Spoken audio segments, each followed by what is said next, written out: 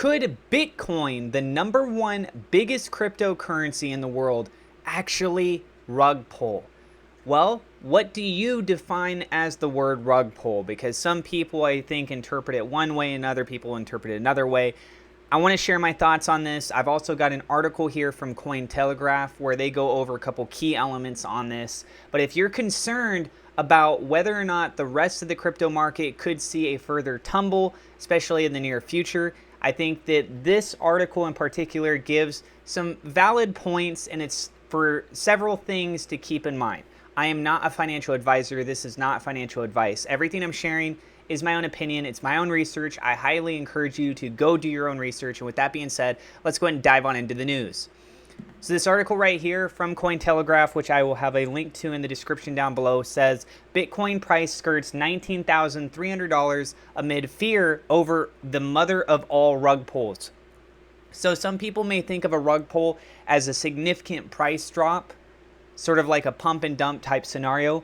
Other people would view a rug pull as if the entire project goes to zero. I am the person that looks at it saying, hey, if this goes to zero, okay, that's a rug pull. If the price drops quite a bit, that's just market conditions. That's about supply and demand. That's not a vulnerability in the project. That's not like the developers are yanking money out of the liquidity funds, etc., and then running off and doing their own things there, okay? So the project still exists. You can still trade it. There's still liquidity. There's still activity going on. Okay. Well, I mean, as far as for this, it's based on market conditions. So ignore the liquidity stuff. Volatility has yet to make an appearance on hourly timeframes as the clock ticks down to the September close. Bitcoin traders lay in wait for fresh volatility on September 29th as Bitcoin USD cooled near $19,000. Volatility absent a day before the monthly close. Data from Cointelegraph Markets Pro and TradingView charted a calm overnight phase for the largest cryptocurrency, which hit intraday highs above $19,600 the day prior. Those 6% gains were a welcome relief after heavy losses earlier in the week, but no clear direction. Market participants were still uncertain over how Bitcoin would handle the September monthly close. Can certainly build a case for local support holding in this range, at least until the monthly and quarterly close on Friday, unless, of course, we get the mother of all rug pulls, on-chain analytics resource material indicators summarized. Material indicators referenced order book data, which suggested that $18,000 could provide range support in the event of fresh market weakness. More broadly, however, popular trading account Dr. Profit argued that range-bound behavior was still the trend on Bitcoin USD. This in place for multiple months. Interesting, Bitcoin usually moves between 30 to 50 days in a sideways movement before a leg down. For the first time within 2 years, Bitcoin decides to move more than 108 days in a sideways movement, it wrote on the day. It shows here, this is how accumulation cycle looks like. Dollar back on the up after brief retracement. Macro triggers remained firmly on the radar in crypto circles the day after the Bank of England enacted a major policy shift, bringing back quantitative easing, or QE, by buying long-term government bonds, a move to be worth $65 billion. Grimly familiar to those who remember the birth of Bitcoin, the intervention was viewed by many as a point of no return in the current inflationary environment. For veteran investor Stanley Druckenmiller, while the time was not right to own risk-on assets such as crypto, the writing was on the wall. I don't own Bitcoin. It's tough for me to own anything like that with central banks tightening, he told CNBC host Joe Kernan in an interview on September 28th. But yeah, I still think if the Bank of England, what they did is followed by stuff like that by other central banks in the next 2 or 3 years. If things get really bad, I could see cryptocurrency having a big role in a renaissance because people just aren't going to trust the central banks.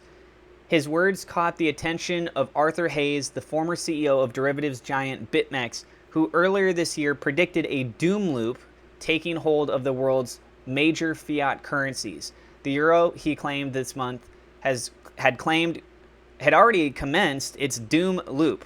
Elsewhere on the day, the US dollar index, or DXY, was recouping recent losses after hitting its latest 2-decade highs.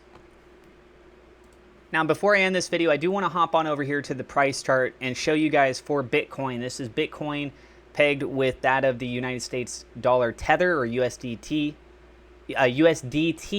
and we can see on the monthly time frame, it did close out significantly of a drop last month. This month, looking on track to potentially dropping even further. Substantial levels increase on the volume. You can see that down in this lower section here. So for the month of September, which is still technically going on, we have another day after this, we are looking at significant levels of volume. I mean, the level of volume that we're seeing here, I would say by comparison, is 4 or 5 times more than what we were seeing January, February, March, this whole time period here, and then things started to kick up even more. So substantial amounts of volume activity. These things move in cycles, right? You have high volume levels of activity at periods of time, and then low levels of volume activity at periods of time. We also see that there's a significant retracement, meaning that the prices drop down quite a bit.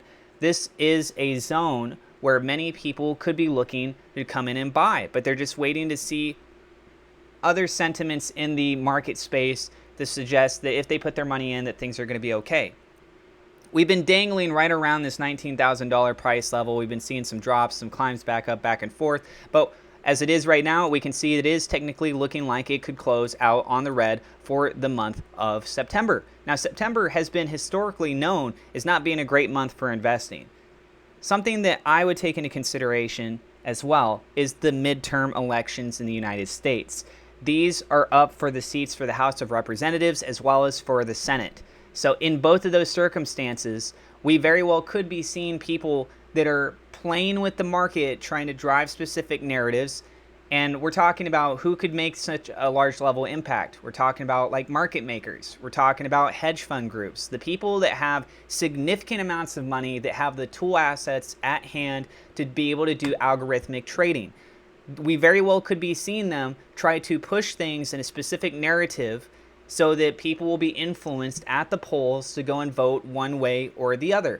Whether or not you agree with me on that, I think that it's important to realize that there will be people that will go out and cast their vote based on the conditions of what's going on in the stock market and what's going on in the crypto sphere. And who is it that's causing the biggest impacts on these? What kind of an agenda would it work in their favor for legislation? This is stuff that if you wanted to go down the rabbit hole and look into politics, it would be looking at those kinds of things. It's the policies that would be enacted. How would it affect the laws? Who would be regulated? Who wouldn't be regulated? These are the things that come back to us, the average, everyday American citizen. We also see that there's impacts going on with new leaders in other countries, this kind of stuff. So if you really want to see what is going on, you have to look at the bigger picture. You have to understand who are the people in the role positions that ends up having these different layers be affected, right? So that's something to take into consideration. When is the midterm election or elections? The midterm elections is taking place in November. I believe it's November 8th. So my suspicion is that I'm leaning towards that we're not going to see a ton of activity until after the midterm elections, when the House of Representatives and the Senate has been decided, whether it's leaning more in favor of the Republicans or the Democrats. That's still yet to be seen. After that, then legislation, how it gets passed through the House or through the Senate, it's going to be more understandable. I have a feeling that that's going to play a significant role. A lot of uncertainty, what's going on in the political sphere. There's also, of course, the war going on in Ukraine. There's the talks of Russia with them accepting Bitcoin, etc. You get the point. So politics, unfortunately, it does have an impact on what's allowed, what's not, and that has a perception from the American or just the regular citizen's point of view of whether or not they should spend their money, right? So at the end of the day, people say, I'm going to spend my money or not spend my money for X, Y, Z reasons. Well, those are 3 different variables, but there's many more variables that technically come into place, right? One of the variables is politics. Politics is relevant in our spectrum right now, coming up with this midterm election. So if you expected to have some huge parabolic run or potentially see a significant drop, I would be leaning a little bit more based on the circumstances towards us potentially seeing it drop down lower. Although I would not be surprised if we see it just kind of fizzle along here until the midterm elections, kind of bouncing around a similar little range. But time will tell. Again, I am not a financial advisor. This is not financial advice. Please go do your own research. And thank you so much to my Patreon supporters. Double shout out thank you to WeLoveSafeMoon.com, Murad Shaker, Victor Vegas, SafeMoon Honest for being higher level patrons. Thank you to my YouTube members for your guys' support as well. Please go do your own research. I'm stressing that so much. I'm just sharing you guys my opinion. I am not a financial advisor. How many times I got to say that? I hope you guys are having a good day. Stay safe. God bless. And we will see you in the next episode.